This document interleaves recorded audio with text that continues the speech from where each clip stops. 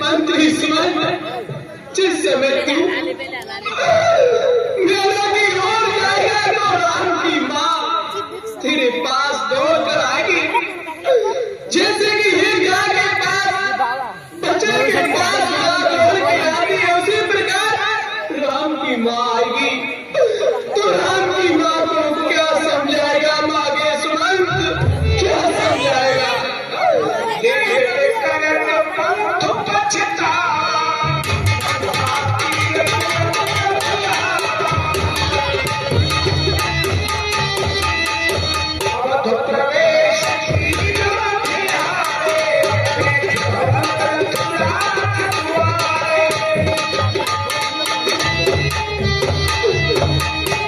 रात्रि का समय हो चुका है और ये सरयू का किनारा है, मुझे रात्रि में ही महलों में प्रवेश करना चाहिए।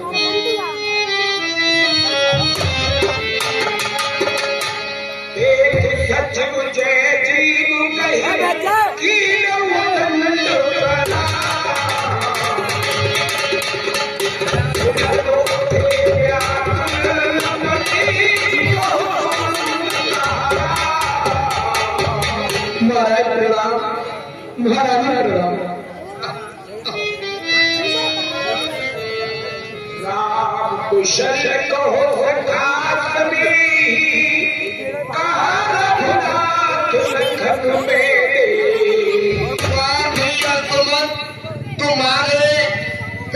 तुम मुझे मेरे पुत्र राम की कुशलता सुनाओ। उठना क्या उठना सका, टूटी है पसुइया गिर गिर कर, अरे आंखों से प्राण नहीं निकले, रह गई पुतलिया कर। भैया सुमन, तुम मुझे मेरे पुत्रों की कुशलता सुनाओ। मुझे ना तो मेरा बेटा राम नजर आता है और न ही पुत्र लक्ष्मण, न ही पुत्र वधु सीता, तीनों में से मुझे कोई नजर नहीं आता। और भैया सुमन, तुम खामोश क्यों खड़े हो भैया? अपने मुख से कुछ बोलते क्यों नहीं हो?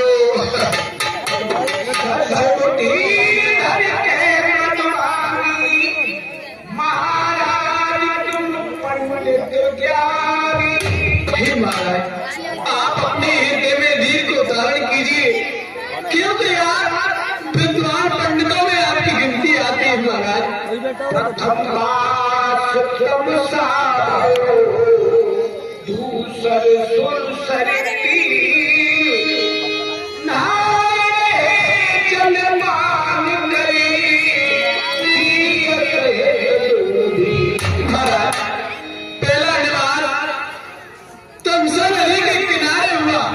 दूसरे सुरसरी गंगा के किनारे पर हुआ।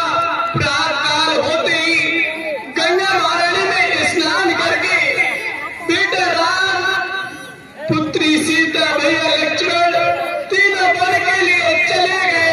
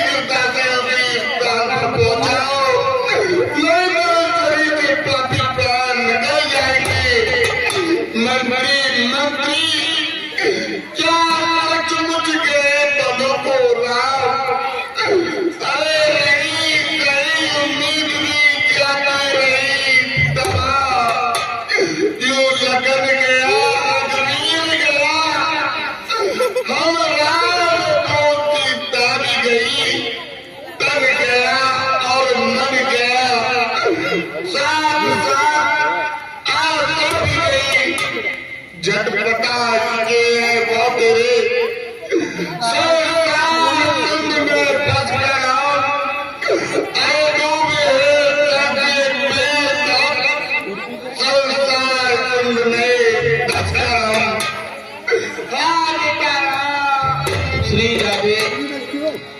सबसे प्रथम में 21 रुपए का दान आप है हमारे सम्मान के पास श्री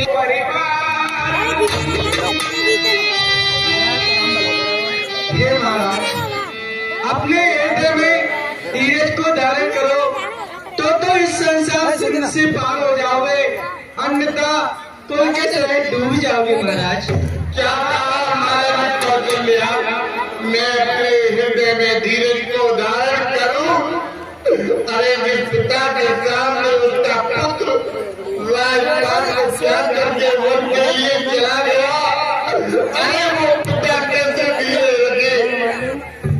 मंत्री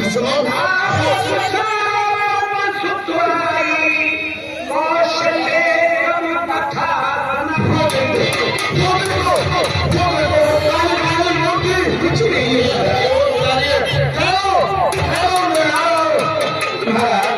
कुछ नहीं है, ये तो सब आपका भ्रम है महाराज। नहीं भैया, ये मेरा घर नहीं है, ये मेरा पाप है जो कि मुझे ही दिखाई दे रहा है। भैया के मन एक बार मेरी जवानी की तरुण अवस्था थी और मैं शिकार खेलने के लिए वन में चला गया, गुरुदेव की आज्ञा का पालन करके, और शिकार के धोखे में मेरे हाथों से सरवर कुमार की हत्या हो गई। सरवर कुमार से मैंने कहा कि सरवर कुमार, मैंने जानबूझ करके तुम्हारी हत्या नहीं की है, मैं तो शिकार खेलने के लिए आया था। पता ना चिप्पी ना आ रहे शिकार के धोखे में बाण लगा तुम्हारे तन पर, तो सरवर कुमार ने कहा कि महाराज दशरथ, इसमें तुम्हारा कोई दोष नहीं है, तुम एक काम करो, ये जल की गाड़ी ले जाओ और मेरे माता पिता क्या बिलख रहे उन्हें जाकर के जल पिलाओ। इतना कहकर के सरवर कुमार ने अपने प्राणों को त्याग दिया। मैंने सरवर कुमार का सब लेकर के सरयू में फेंक कर दिया। मैं जल की गाड़ी लेकर के माँ ज्ञानावती और शांतम ऋषि के पास में पहुंचा। मैंने कहा, शांतम ऋषि लो जल पियो। उन्होंने कहा, कौन पुत्र सरवर कुमार? मैंने कहा, नहीं, मैं तुम्हारा पुत्र सरवर कुमार नहीं हूँ, मैं तो आएगा नरेश महाराज दशरथ। उन्होंने कहा कि महाराज दशरथ पुत्र का है। मैंने कहा, माता पिता, शिकार के धोखे में तुम्हारा पुत्र सरवर कुमार तुमको सुधार गया। वो रोने लगे इतना सुनकर के। मैंने कहा, माता पिता दो जलती हो। उन्होंने कहा, ना दशरथ दो जल, तू क्या जल दे सकता है? अरे जीवन और मरण में तो बेटा ही जल दे सकता है। इतना कह करके शांतम ऋषि ने अपने प्राणों को तय दिया। मैंने कहा, माँ ज्ञानावती लो जल पियो। उन्होंने कहा, दशरथ, जिस तरह से मेरे पुत्र और पति की लाश लग रही है, कोई अग्नि संस्कार देने वाला नहीं है। एक दिन ऐसा समय आएगा कि विकराल पुत्र होंगे, जिस अंत समय पर कोई मेरे पास में नहीं होगा। आज वही मेरे तो राम लक्ष्मण वन के लिए चले गए और भरत और शत्रुघ्न अपनी मजाल में। हाँ बेटा,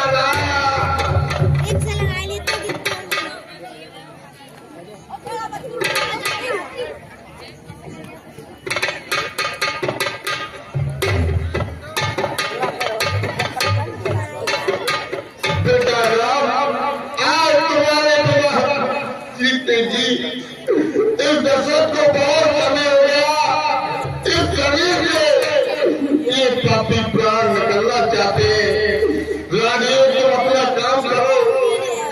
अरे रानियों, तुम अपना काम करो। दासियों, तुम अपना काम करो। हे रामचंद्र, तुम चाहे तो नहीं विश्राम करो। अरे दीपक, तू क्यों जुगनू की तरह धोखा दे देकर चलता है? अरे तू कायम रहे, केवल दशरथी चलता है। इस लोक में स्वार्थ चलता है, पर लोक में परस्वार्थ चलता है। अरे बस्ती के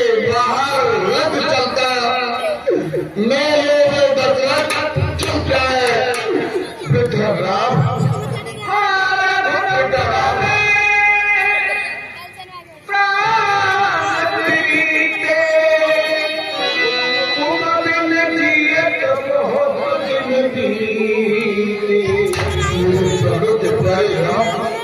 तेरे बिना जीते जीते इस दशरथ को बहुत समय हो गया। अब ये पापी इस दर से निकलना चाहते हैं। जय हो राम, मैं भी तुम्हारा राम लगाओ,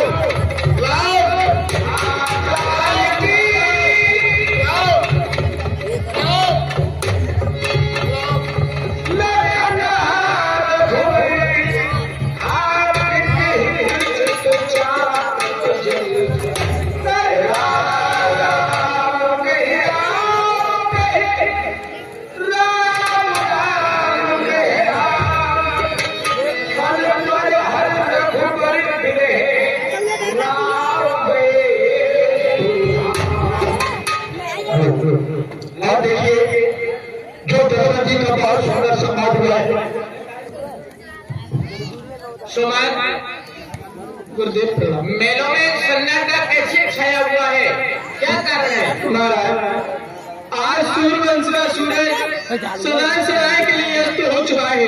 महाराज दशरथ का ध्यान हो चुका है। क्या कहा? दशरथ जी का देहांत हो चुका है। ओम शांति। रानियों, तुम कैसी उधम कर रही हो? ये शरीर जो है 5 तत्वों से बना हुआ है। जल, वायु, पृथ्वी, अग्नि, आकाश। जीव इसमें से निकल चुका है और जो मिट्टी है वह तुम्हारे समक्ष है। इसलिए तुम्हारा रुदन करना वह प्रथा है। शांति धारण करो। सुमन, एक दूत केस देश के लिए भेजो और महाराजा दशरथ जी के शव के लिए तेल की नौका में रखवाओ और एक दूत भेजकर भरत शत्रुघ्न से कहना है कि तुम्हारे गुरुदेव ने तुम्हें शीघ्रता से अयोध्यापुरी में याद किया है और भरत से ये कहना है कि तुम्हारे पिता श्री दशरथ का देहांत हो चुका है। ये नहीं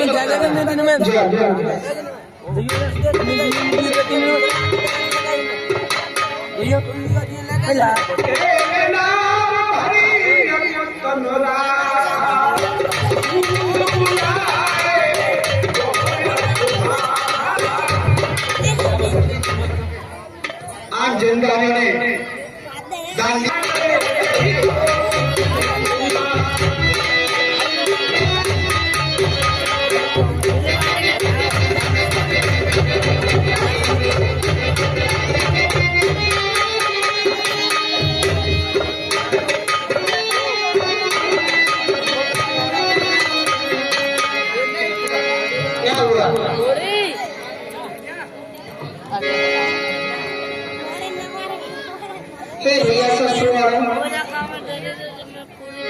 मैं अभी अपने शयन कक्ष में शयन हो रहा था भैया।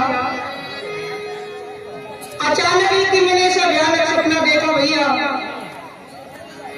कि हमारे पिताश्री हैं, उनको मैंने सपने में पृथ्वी पर शयन होते हुए देखा है भैया।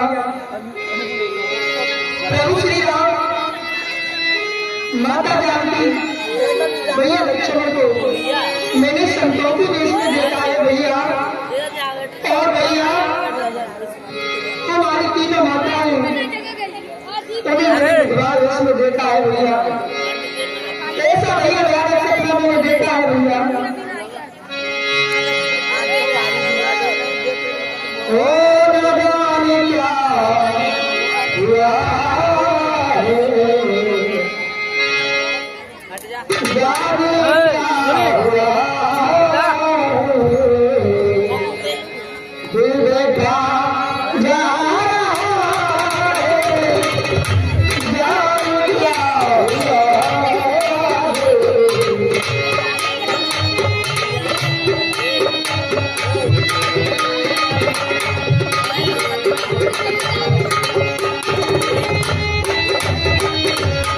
जाने क्या हुआ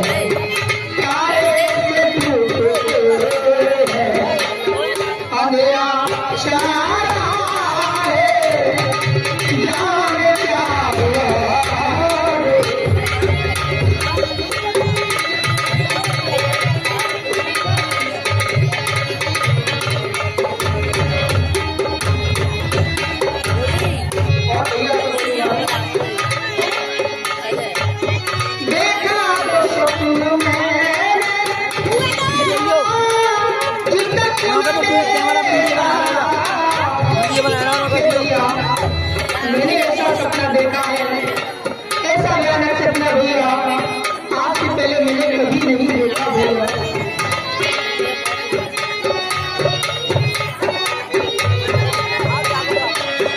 देखा सपनों जो मैंने जो आज तक न देखा, मानो कोई खबर मानो कोई खबर पर्वत गिरा है, जाने क्या हुआ।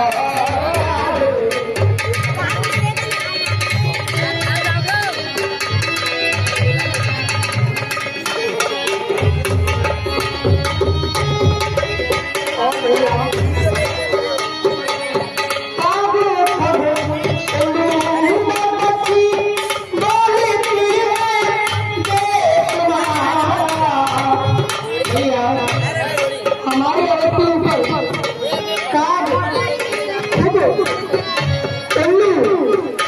भैया सभी पंछियों में प्राय प्राय मांग रखी हुई है भैया।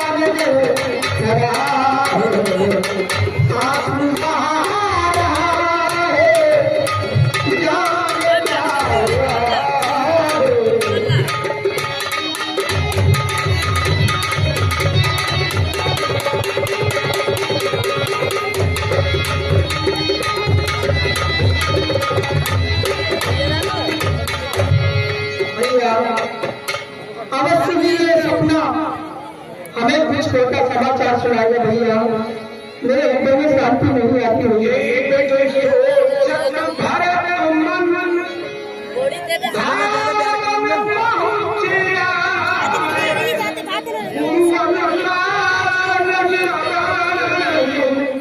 चले गणे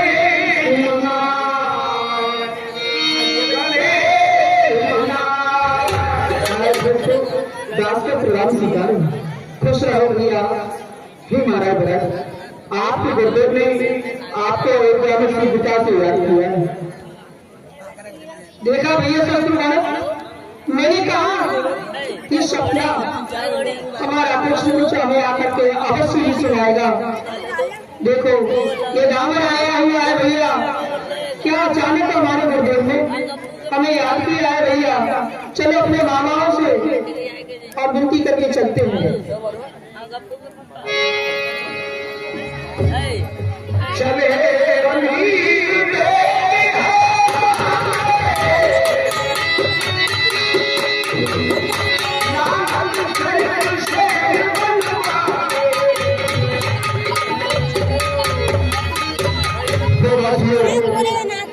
हमने ऐसा सुना है कि कई पुत्र भरत पुनः अयोध्या में आ रहे हैं, जिसके कारण हमारे दशरथ का स्वर्गवास हुआ।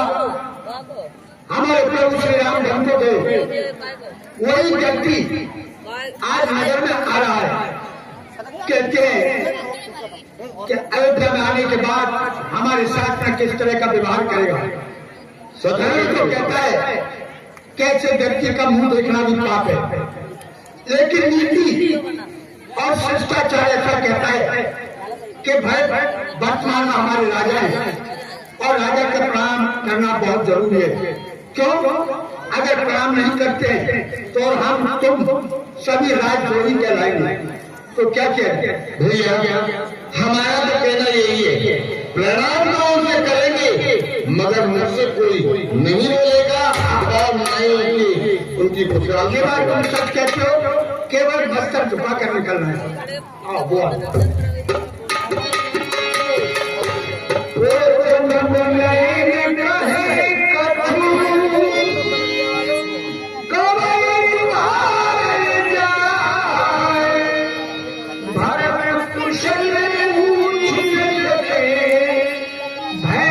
शाद मनमाए, है शाद मनमाए। भैया आज हमारी अयोध्या में इतनी अशांति है और हम कभी अपनी ननिहाल से भैया आते तो जितने भी हमारे प्रवासी जन है वो उसके हमें प्रणाम करते, हमारे गले लगते। भैया आज ऐसा क्या काम है कि हमसे ये प्रणाम तो करते हैं मगर अपनी जुबिया से हमसे बोलते नहीं। भैया इसमें क्या कारण हो सकता है? भैया शत्रुघ्न बोलो किया। चलो माता के मेले में चलते हैं, उन्हीं से पूछेंगे कारण क्या है।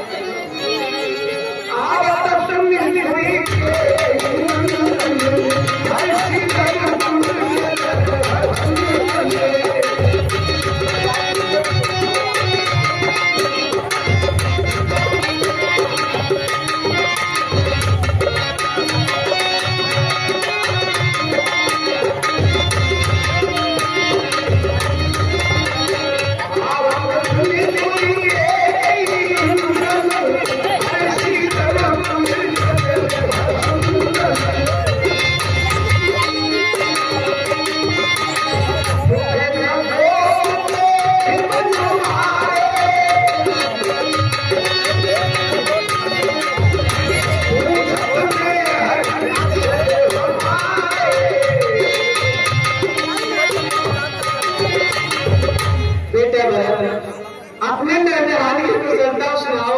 वहाँ पर तुम्हारे नानी मामा सब सभी प्रकार से गुजरते होंगे। हे माँ, वहाँ तो सभी कुशल मंगल है माँ, मगर माँ यहाँ मुझे कुशल मंगल दिखाई नहीं देते।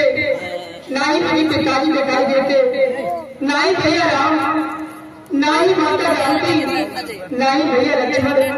भैया इतनी अशांति है भैया आज हमारे भवन में। भैया ये सब लोग कहाँ है? भैया कान क्या है? आपके पास मेरी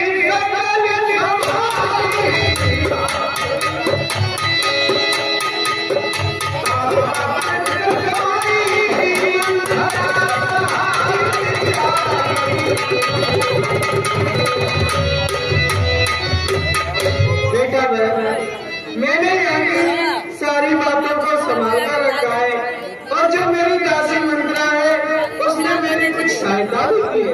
ये माँ एक दासी होकर तो बता दो तुम्हारी क्या सहायता कर सकती है माँ? मुझे बताओ माँ। कच्छ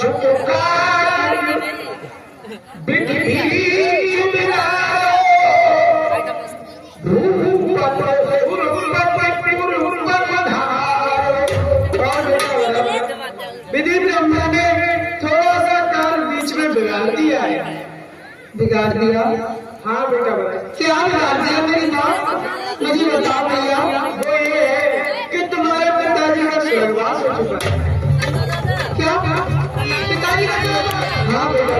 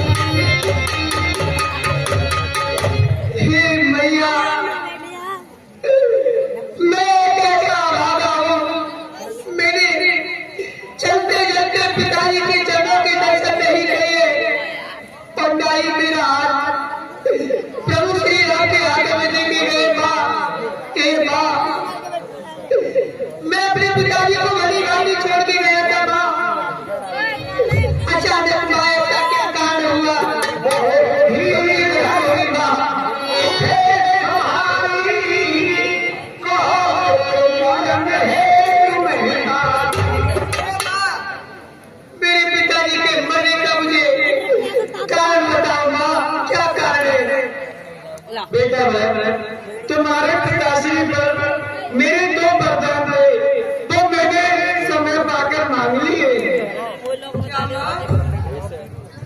मेरे पिताजी पर तुम्हारे भागी दो वरदान थे। हाँ